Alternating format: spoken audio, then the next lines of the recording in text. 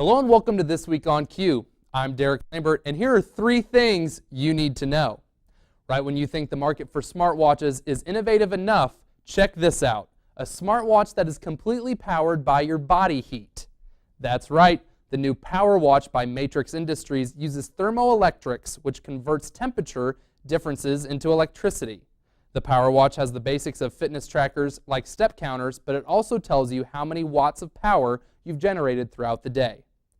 Matrix Industries says it plans to use similar thermoelectric energy into other areas such as healthcare, manufacturing, and shipping. That could potentially do away with batteries in hearing aids or pacemakers. Matrix is also launching its watch line for men first, starting this week for $99. The company plans to debut watches for women in the future. It's looking like I need to upgrade my fitness tracker to this. Oreo is entering the candy bar business. The cookie maker teamed up with European chocolate company Milka and is introducing the Milka Oreo chocolate candy bar and Milka Oreo Big Crunch chocolate candy bar. The first one, coming in 3 sizes, has bits of Oreo cookies in the middle layer of vanilla cream filling. The Big Crunch is a giant candy bar meant for sharing, weighing in at 10.5 ounces. Some people think sharing, but I will happily take this all for myself. Both bars will be fully distributed in January, just in time for those New Year resolutions of weight loss to be crushed. Oreo and Milka offer similar products overseas, but this is the first time Oreo is offering a candy bar in the U.S. It is about time that the U.S. is first at something useful. If diamonds are a girl's best friend, ladies, meet your new pal. The so-called sky blue diamond could fetch up to $25 million when it goes under the hammer on Wednesday. Blue diamonds are hard to find, and this more than 8-carat stone is one of the largest of its kind. The diamond will be auctioned away soon in Switzerland, so if any of you guys are looking to get your special someone a Christmas present, this diamond would surely make her sparkle. Those were 3 things you need to know. Now, let's start the show.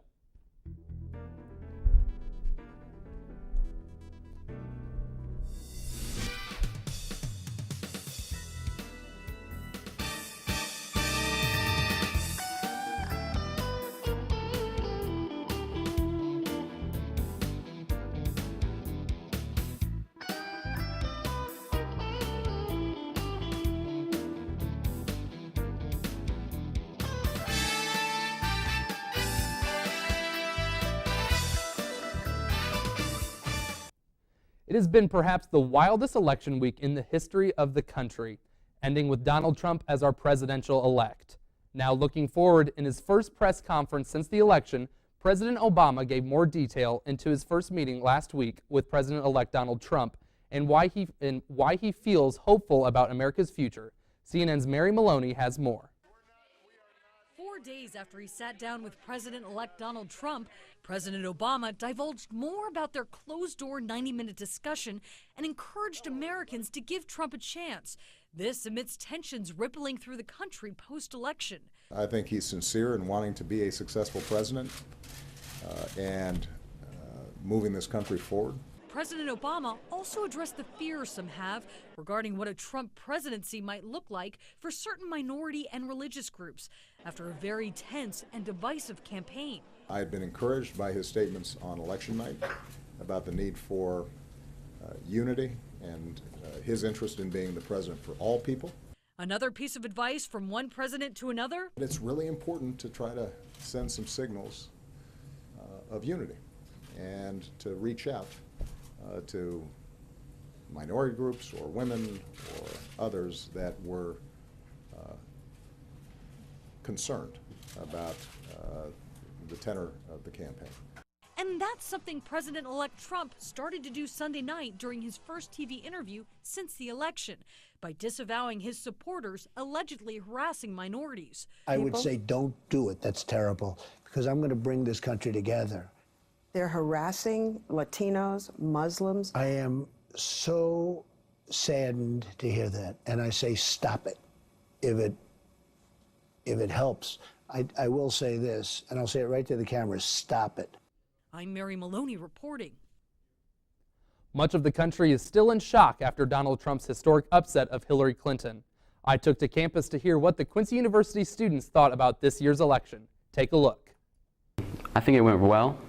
I realized there was a lot of hate against, Trump, and everyone saying how he wouldn't get in, and then he did get in. So to me, that's really awesome, and I'm glad that we got someone as a successful business person to be in to run this country.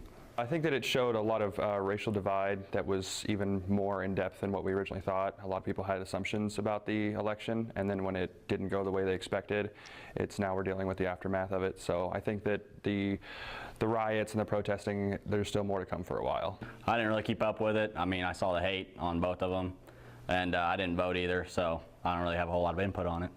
I really wasn't shocked about the outcome of this election, being that we did have a black president for 8 years and he did not get assassinated while he was in term.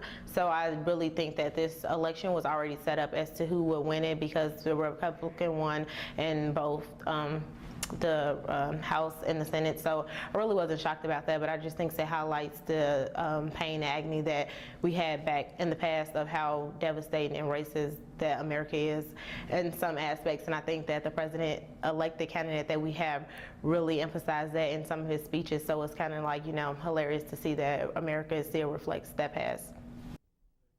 President-elect Trump has seemed to defy the odds in this election. And speaking of defying the odds, one KU student has gone above and beyond in creating his own brand, So Zesty. Executive producer Sarah Valkamp joins me now with Zach Hesterberg, a KU senior and entrepreneur. Thanks, Derek. I'm here now with Zach Hesterberg, who's a senior here at Quincy University. Zach, how does it feel to be almost done with your senior year? Oh man, I'm excited. It's graduating a little early, so we shall see how that goes. But I had just about 5 weeks left, and I'm just trying to enjoy every moment of it. It'll come by quick. Yeah, clearly. Now, I understand that during your time here, you started your own business. Can you tell me a little bit about that? Yeah, it's a social media marketing agency. I started it just about 1.5 years ago, so August of 2015, and we help other companies with their social media marketing from aspects of helping them come up with content posting strategies. We help them with their Facebook and Instagram ads, just general maintenance and monitoring of their pages, and then give them analytics at the end of the month and discuss how all of their accounts grew. I bet that's really helpful for a lot of business owners who Yeah. aren't really familiar with social media. Now, how did the idea come about for this? Oh man, well, I guess it was it was May of my sophomore year. I was still looking for an internship, and I got online, and there was a posting for a company called Drive Social Media. And my first thought was like, are you kidding me? There's actually a company that just does social media for other companies. Like, you could sit on Twitter all day, which is what I initially thought. And I was like, okay, well, I'll get this internship, and I could start a business. Like, I could do that. And so I got the internship, and throughout the summer, this was down in St. Louis. Throughout the summer, going to and from the internship in my house, I would always look up podcasts on more about social media marketing and more about entrepreneurship, and did as much research as possible, and that's how it got started. Now, how's your business doing right now? Like, how's it going for you? Yeah, so I actually decided to take a break for the summer. I wanted to get a little bit of some other experience going on, and just decided to take a break from it it was about 2.5 months, and so I restarted it just about I don't know, it was a few months ago, and so I just came out with a new ebook. It's called 8 Steps to Developing an Effective Social Media Strategy. Then just redid my website, and looking to land in a few clients this upcoming week. So it's growing, it's going well. Well, congratulations. Thank I wasn't you. aware of that. Now, what are your plans for the future? Entrepreneurship is the plan. Whenever I graduate, I'll go back down to St. Louis. That's where home is. And I'll keep trying to grow this business as big as I can. I'm going to try to go for a multi-facet point of view. So I'm going to try to have income from speaking engagements and running social media workshops, or going into classes and speaking to them. I've done that a few times, but I would like to make it a little bit more of a consistent revenue stream, and then also keep with the consulting and the coaching, and then keep going with the full service agency. And I'll also probably come up with a social media marketing online course that I'll also sell through my site. So those will be the income streams that I foresee in the future. But if there's anything I've learned in the past 1.5 years, is that no matter how big your plans are, I mean, things get changed, and you just got to roll with the flow. So we'll see what happens with that. I'm sure you'll do big things. Thank you. I appreciate that. Well, thank you for coming on the show today. Thank we you wish for you having me. the best of luck and congratulations so far. Back to you, Derek. If you find enjoyment and laughter in looking up Joe Biden memes, because I know I cannot stop watching them, our next story is for you. Coming up right after the break. It isn't a building. It isn't an arena or field. It isn't a classroom. It's a friendship. It's the bonds you form. It's an opportunity. It's the experience. It's a cute thing. Schedule your visit today. Welcome back. Since Donald Trump has been elected president, social media has had its fun with it. CNN's Janine Moose reports. It was as if President Obama was trying to wrap his lips around the name. President-elect Trump's, Ms. President-elect, with President-elect Trump. Some on Twitter elected to imagine pranks that the mischievous Joe Biden might play on the incoming Trump, and thus was born a meme of imaginary conversations between Joe and President Obama. I ordered huge replacement doorknobs. Huge. Joe, we can't. President Tiny Hands. From the size of Trump's hands to President Obama's birth certificate. Come on, you gotta print a fake birth certificate, put it in an envelope labeled secret, and leave it in the Oval Office desk. Joe. Obama's birthplace gave birth to a lot of jokes. I left a Kenyan passport in your desk just to f with him. Joe. Oh, and a prayer rug in your bedroom. He's gonna lose it. Damn it, Joe. That tweet was written by left-leaning Josh Billinson. Just trying to be funny at a time when it's really hard to know if it's okay to be funny. Josh loves Joe Biden and has authored at least 10 of these memes. And then there's the one based on a dirty trick that was actually played in real life when the White House transitioned from Bill Clinton to George W. Bush. An investigation confirmed missing W's in the White House. Hillary was saying they took the W's off the keyboards when Bush won. Joe, I took the T's. They can only type rump. Josh, who also wrote the T's tweet, got an inquiry from an agent.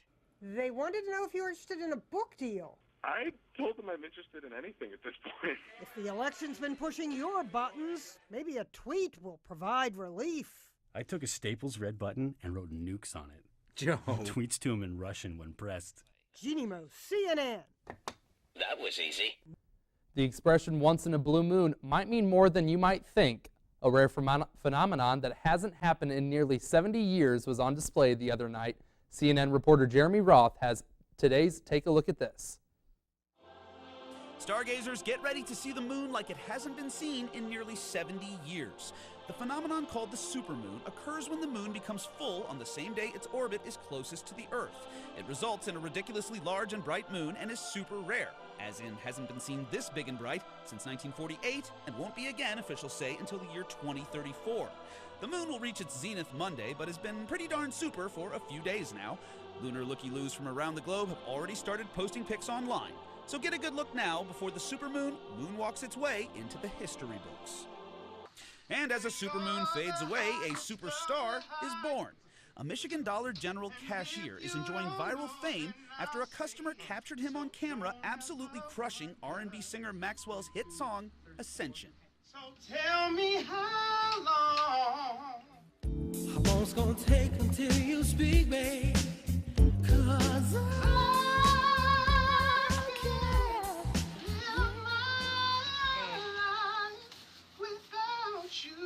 Facebook user Nakia Robinson captured the crooning cashier, whose name is Lucas Holiday, a perfect stage name by the way, grooving to the tune and posted it online. His dulcet tones have already been heard over 500,000 times, and even singer Maxwell himself commented on the performance, saying he kills it. Maybe time to quit that day job, Lucas. Well, take a look at this.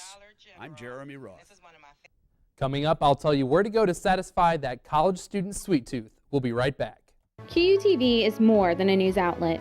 1 in 5 undergrads work at least 35 hours a week, year-round. Students involved with QUTV learn life lessons, create lasting memories, and gain the experience needed to succeed in future careers. Students need to be involved with QUTV as a viewer or as a participant, because we need to know what's going on around our campus. Knowledge is powerful, and QUTV News serves to inform not only the students, but the Quincy University community as a reliable and powerful news network. Welcome back. With winter coming, good pastries and desserts are only about a block away from campus. In this week's Where in the Queue, I show you where to go to try some of Quincy's hometown treats. Delicious, mouth-watering, just the best. This is how one would describe Quincy's Underbrinks Bakery, but it didn't happen by accident or overnight. Well, this is just an old German bakery in a Catholic neighborhood that has survived all the lumps and bumps of the 85 years. At one time there were like 25 bakeries in Quincy, and now we're kind of it. And Leroy is right. The business has been going strong since 1929 in Quincy, Illinois. And if you're thinking Underbrinks is just a normal bakery, you are mistaken. I always say that it's more of a spectacle than a business. You know, people come here because they want to show kids that there's still a business out there where you can go in and meet the owner and get your goods over the counter. Still not a chain, and being on a side street in a neighborhood. I think that's the most unique part of it, is that people come in and they're just amazed at how small it is, but how much stuff comes out of here. So it's like the little house that could, you know. Don't be fooled by the small building. The options of baked goods at Underbrinks are never ending. Prime products are the angel food cupcakes and the scratch baked Danish, and then of course we do custom wedding cakes and custom birthday cakes, and we do custom orders in general. People can come here, and we rely on repeat business, so we tailor our goods to their needs. You know, if it's something that we can do within our scope of baking, we do it tailor-made to their wants and needs. And if you thought Underbrinks could not get any closer to QU, since it is only a 3-minute walk from campus, you'll be surprised how connected the bakery is to the university. Even though they started in 1929, the bakery has been brought up to the times thanks to a senior QU student, Zach Hesterberg. He's my guru. He showed me how to turn on my iPad. I got an iPad this spring, and I didn't even know how to turn it on, and Zesty's been tutoring me along. So if you're looking for some sweet treats close to campus, just take a walk down College, where when it comes to hometown bakeries, Underbrinks truly is the icing on the cake.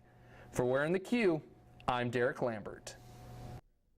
Here we have a look at what's next on Q. So coming up, we have the women's volleyball is taking on Lewis in Peoria. This is the first game of the GLVC tournament. The women's volleyball team was brought into the GLVC tournament. They made it into the tournament, and then we have women's basketball, 2 games, and a men's basketball game, which all 3 of those games will be at home, so get out there and check those out. And then finally, this Sunday, we have the QU Band Pops concert at 3 p.m. in the Connie Neiman Center. After the break, we have the first look at Patriots Day starring Mark Wahlberg and more on this new Star Wars film. Stay right there.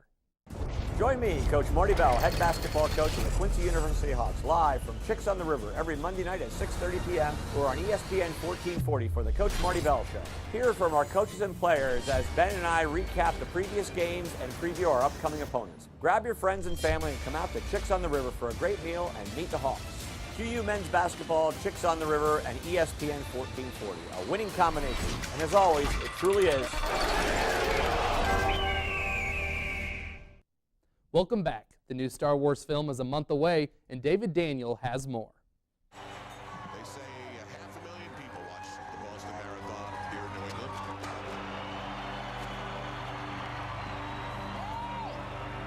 Hey, you behaving yourself? Here's your first look at the Boston Marathon bombing drama, Patriots Day. It's the latest real-life action drama teaming Mark Wahlberg with director Peter Berg after Lone Survivor and Deepwater Horizon.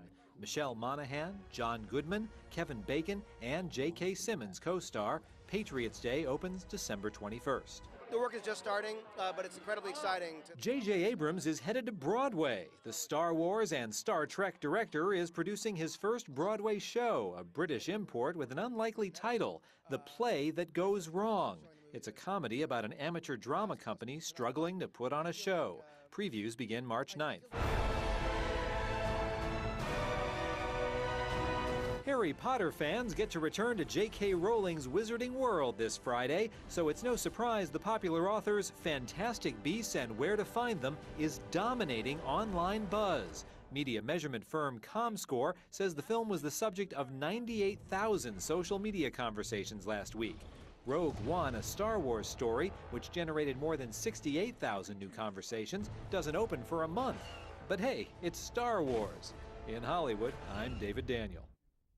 That's it for this week's show. Thanks for joining us. We'll see you next week for more news that you need to know. For This Week on Q, I'm Derek Lambert.